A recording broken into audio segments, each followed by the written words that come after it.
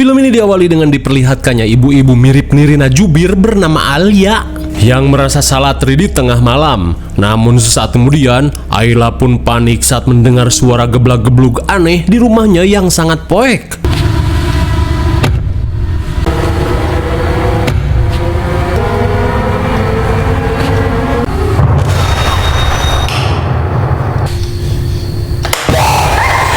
Astagfirullah, betapa syoknya Alia saat di jump scare bebenguk pocong poek yang tiba-tiba ngejogrok di hadapannya. Hingga di tengah teror yang terjadi, kepanikan Alia semakin menjadi saat ia mendengar panggilan dari putrinya. Namun anehnya, panggilan itu seolah berasal dari arah kuburan.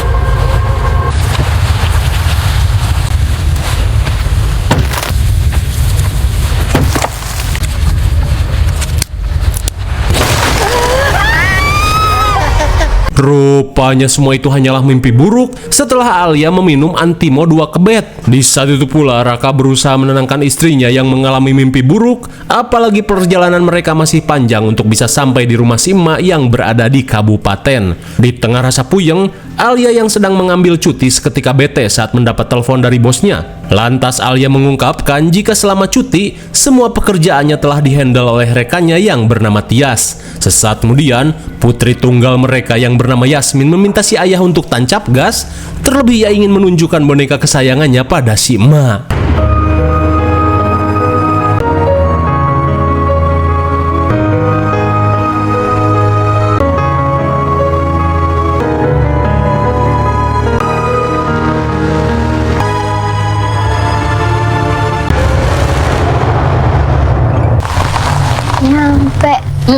Singkat cerita, setelah menempuh perjalanan panjang, akhirnya mereka sampai di tempat tujuan. Namun mereka pun merasa heran saat melihat rumah si emak yang begitu poek seperti kehabisan token. Nggak dikunci.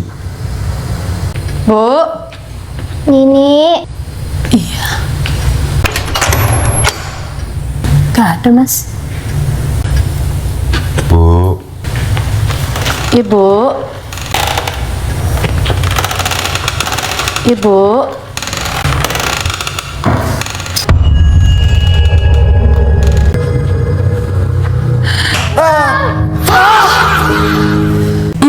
Dikira setan, rupanya si emak dengan rambutnya yang acak-acakan seperti Kunti. Dewi terlihat senang saat melihat kedatangan anak dan cucunya. Si emak pun meminta maaf karena dirinya lupa menyalakan lampu setelah kepoloran di waktu maghrib sampai sholat maghrib pun kelewatan. ya. Di tengah hangatnya suasana, Alia dan Raka langsung menanyakan kondisi si emak. Lantas si emak mengungkapkan jika semenjak si abah wafat, dirinya hanya bisa menikmati masa tuanya sendirian saja di desa ini. Hingga sesaat kemudian, Mak Dewi langsung mengajak Yasmin untuk beristirahat di kamarnya. Saat akan tidur, Alia merasa iba dengan ibunya yang tinggal di kampung sendirian, apalagi kondisinya yang semakin tua. Lantas, ia pun meminta izin pada Raka untuk mengajak si emak pindah ke Jakarta. Mendengar hal itu, Raka si suami pengertian langsung menyanggupi hal tersebut. Kemudian, Raka mengajak Alia untuk mulai merencanakan punya anak lagi. Dirasa ini waktu yang pas, mereka pun bersiap untuk ngaduk ceria.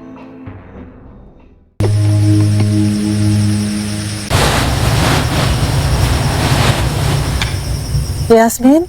Di tengah malam, Mak Dewi yang terbangun seketika panik saat mendengar suara Yasmin yang malah asik bermain. sekarang kamu yang jalan.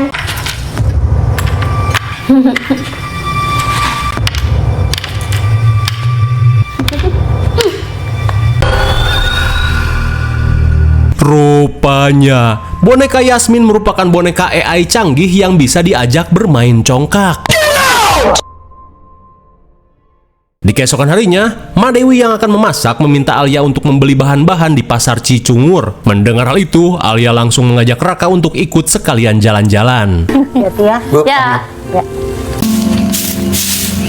Ada Mbak Sri. Namun di tengah perjalanan, Alia langsung menyapa seorang kuncen kuburan bernama Basri. Hingga setelah sedikit basa-basi, Alia langsung pamit untuk pergi. Namun setelah Alia pergi, Basri seolah merasakan firasat buruk yang akan terjadi di desanya. Sementara di rumah, Mak Dewi kembali mengalami fenomena aneh saat mendengar Yasmin yang sedang asyik bermain dengan seseorang. Yasmin?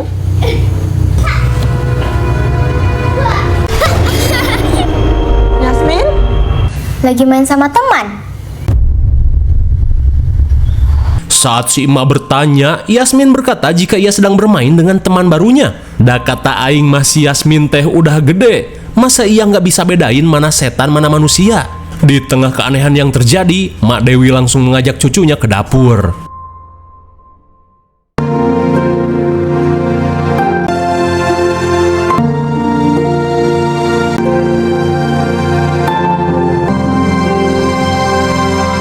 Seusai makan malam, Alia langsung mengungkapkan keinginannya untuk mengajak si emak pindah ke Jakarta. Terlebih dirinya merasa khawatir pada kondisi si emak yang semakin sepuh. Namun entah pikun atau apa, bukannya menjawab, Mak Dewi malah memberi wasiat pada Alia, di mana jika meninggoy, si emak meminta Alia untuk menguburkannya di halaman belakang rumah. Mendengar ucapan si emak yang ngelantur ke mana karep, Alia langsung meminta si emak untuk beristirahat saja. Sama yang mana? Saat malam semakin larut, Yasmin pun merasa tertarik untuk mengunjungi danau yang sering dikunjungi ibunya saat masih muda. Lantas, Yasmin yang penasaran mengajak si ibu untuk pergi bermain ke danau tersebut. Mendengar hal itu, Alia pun oke-oke aja, apalagi danau tersebut tidak jauh dari rumah mereka. Lantas agar besok tidak kesiangan, Alia langsung mengajak Yasmin untuk molor. Di keesokan harinya, saat Raka membantu mertuanya memasak, Yasmin dan Alia langsung berpamitan untuk pergi bermain ke danau. Ya. Ya, Mama mau pegang tangannya, awas banyak banget. Diam merayap ekor skibidi. Di tengah nyanyian yang begitu ceringe, tiba-tiba saja Alia mendapat telepon dari Tias. Lantas, ia meminta Yasmin untuk menunggu sejenak. Namun bukannya menurut, si Yasmin malah apruk-aprukan sendirian menuju danau. Halo, Yas. Halo? Gue namanya siapa, Al? Biar gue cari dulu nih datanya tar. Kita kesana yuk. Ini ya, yang di Jakarta ya? Iya, aku tunggu ya. Halo? Yas? Al? Hingga setelah telepon berakhir, seketika Alia panik saat Yasmin tiba-tiba sudah menghilang.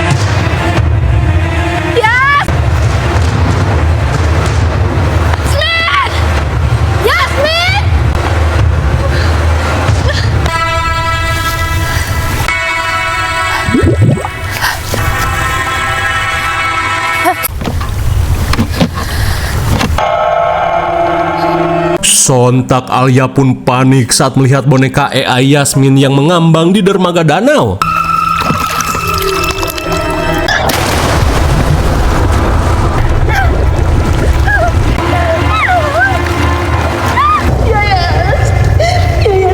Innalillahi, entah karena sebab apa, tiba-tiba saja Yasmin sudah ditemukan meninggoy akibat tenggelam di danau. Kira-kira apa yang menyebabkan Yasmin tenggelam? Apakah ditarik setan Skidi Pamodolan?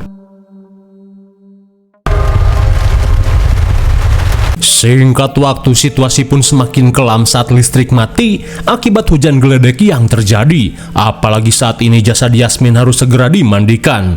Sementara di ruang tengah, di tengah kesedihan yang dirasakan oleh emak dan Raka, Mang Basri yang baru datang memberitahu jika para warga menolak untuk diajak melayat. Lantas, ia pun pamit untuk menyiapkan kain kafan.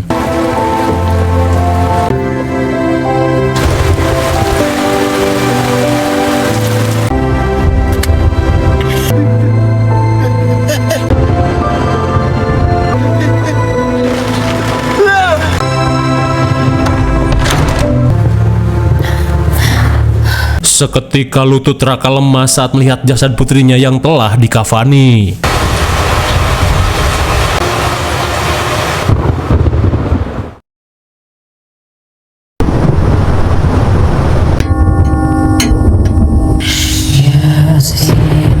Di tengah malam, benar saja tidak ada satupun warga yang datang kecuali Mang Basri dan Mawar yang merupakan temannya Alia.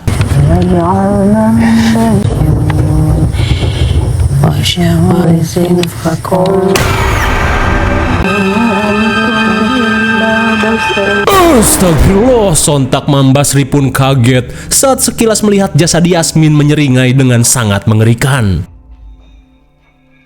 Singkat cerita, setelah menyolatkan Yasmin, Raka terlihat membantu Mang Basri untuk menguburkan jasad putrinya di halaman belakang rumah.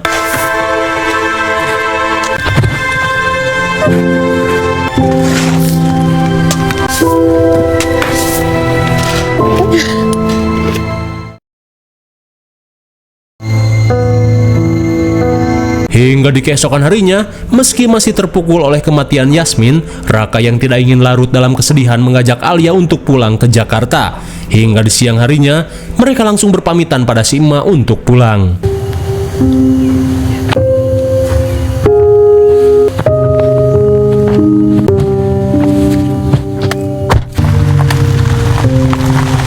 Sebelum meninggalkan desa, Raka dan Alia kembali berterima kasih pada Mang Basri yang telah membantu keluarganya menguburkan Yasmin. Lantas, Mang Basri berkata jika membantu orang meninggal adalah kewajiban sesama muslim.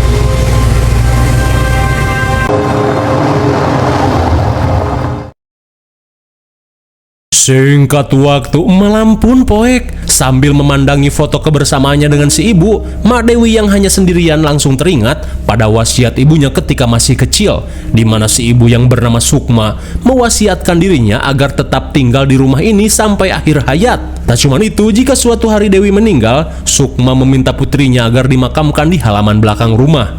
Namun sesaat kemudian, seketika Mak Dewi panik saat mendengar suara gedag-gedug aneh di dalam rumahnya.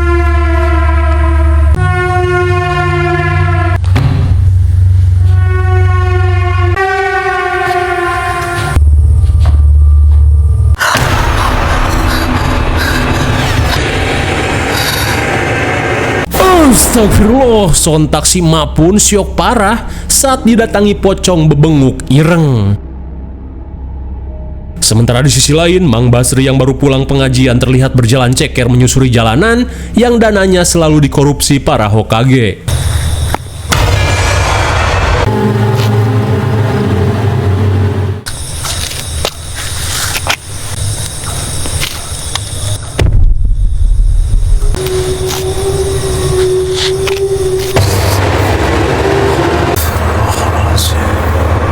Mang Basri pun langsung menguatkan iman saat melihat pocong dengan bebenguk ireng tiba-tiba membegalnya di pinggir jalan.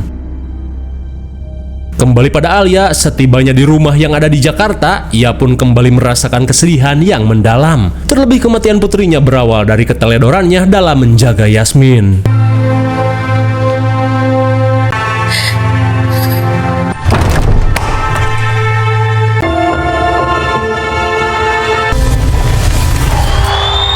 Namun tanpa ia sadari, boneka kesayangan Yasmin yang ditinggalkan di kuburan tiba-tiba sudah berada di kamar Yasmin.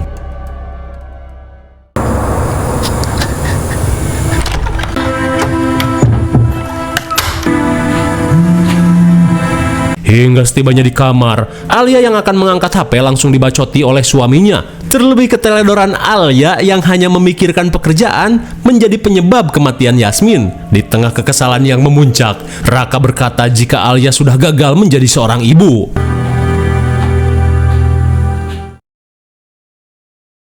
Sementara itu, saat Mang Basri datang berkunjung, Mak Dewi yang ketakutan langsung menceritakan teror pocong yang baru saja ia alami. Mak Dewi pun menambahkan, jika semenjak Alia dan keluarganya datang, hal aneh mulai terjadi di rumahnya, di mana Dewi merasa takut jika teror yang terjadi berkaitan dengan kejadian yang menimpa mendiang ibunya di masa lalu.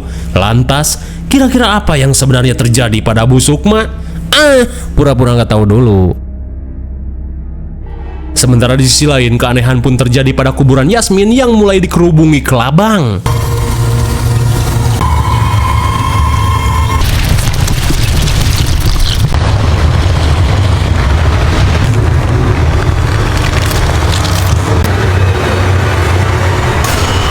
Mengerikan sekali, bagaikan film kaset VCD ajab kubur, jasad Yasmin terlihat seperti cacing kepanasan. Singkat waktu di salah satu rumah warga, Jajang yang melihat istrinya mengalami kontraksi langsung bergegas pergi untuk memanggil Bu Raji.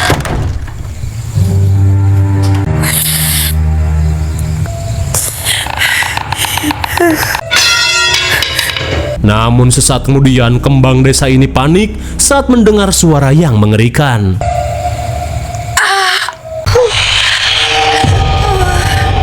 Jangan.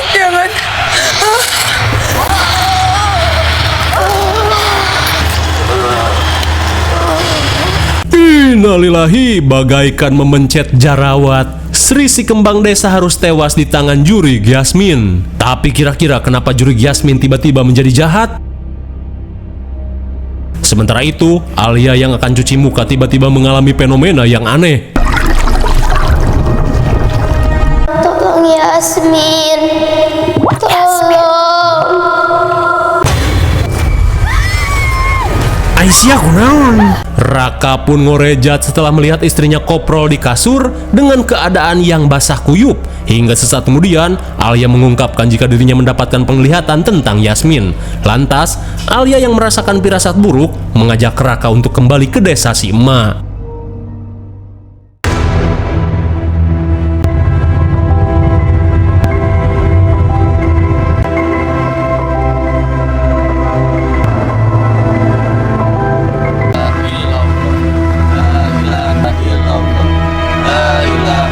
Setibanya di desa, mereka pun heran saat melihat para warga berbondong-bondong melakukan pemakaman pada si kembang desa. Tak seperti saat memakamkan putrinya. Lantas mereka pun merasa jika si imam menyembunyikan sebuah rahasia tentang keluarganya.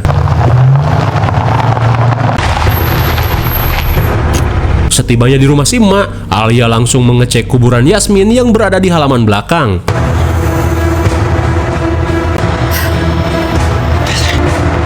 Yes, Mas.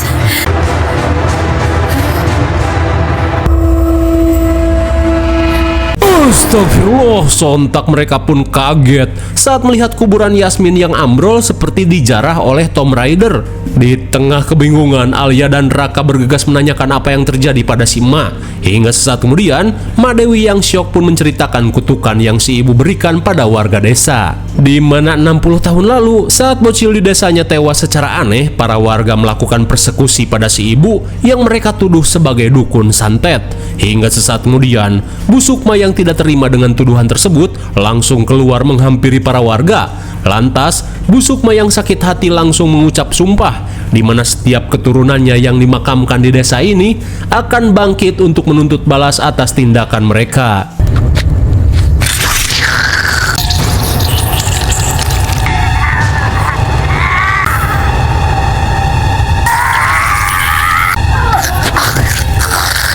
Betapa syoknya para warga saat melihat Bu Sukma tewas mendiskon usia setelah mengucap sumpah. Rupanya, teror Yasmin merupakan tulah kutukan Bu Sukma yang terfitnah sebagai dukun santet. Setelah memberitahukan hal tersebut, Mang Basri yang datang berkata jika mereka harus memakamkan Yasmin di area pemakaman umum guna mengakhiri kutukan tersebut.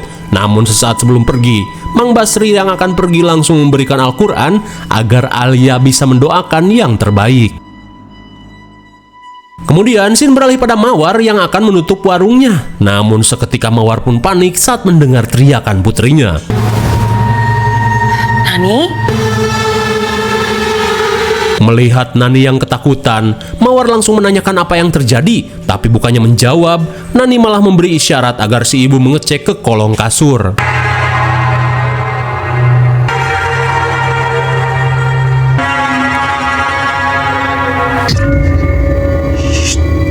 Sontak Mawar pun panik saat melihat Nani yang ketakutan mengajak si ibu untuk bersembunyi.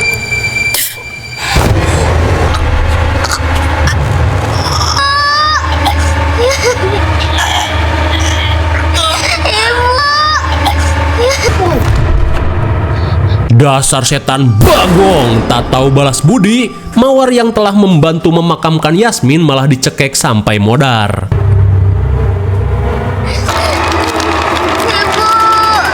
Tolong jangan kalian tanya apakah Nani akan selamat, karena sudah pasti ikut meninggoy. Di saat itu pula, Alia yang sedang berdoa langsung kaget saat mendengar suara Yasmin yang memanggil dari halaman belakang.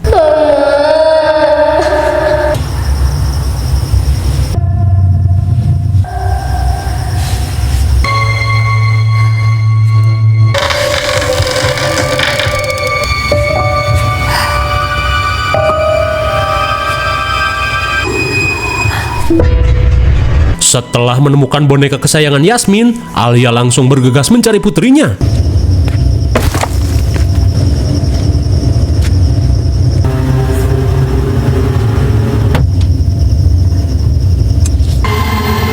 Yas.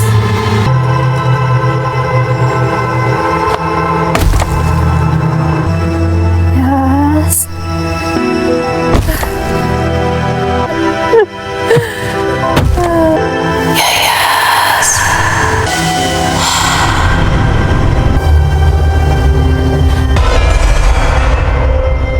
Alia pun tak bisa menahan haru saat dirinya melihat keberadaan putrinya. Tapi tiba-tiba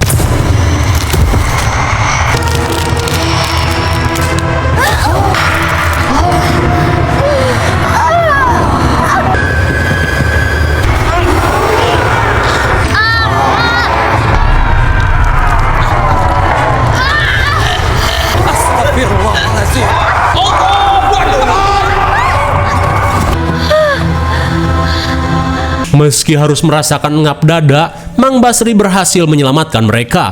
Tapi tiba-tiba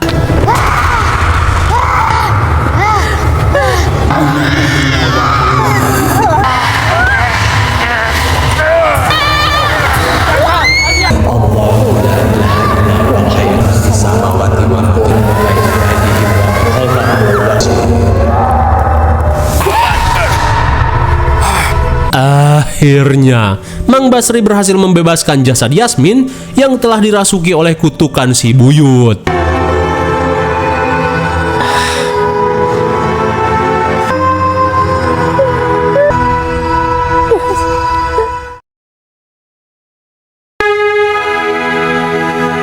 Di keesokan harinya, setelah menjelaskan segalanya tentang fitnah para warga terdahulu, kini para warga di masa kini akhirnya berdatangan untuk memakamkan Yasmin di TPU.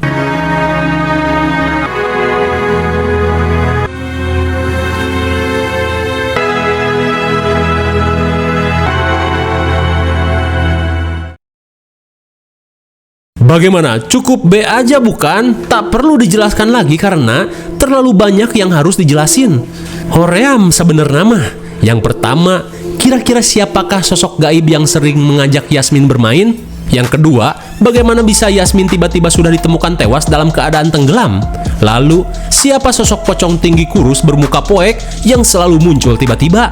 Kemudian, kenapa Yasmin malah menyerang Mawar yang sudah membantunya menyiapkan kain kapan?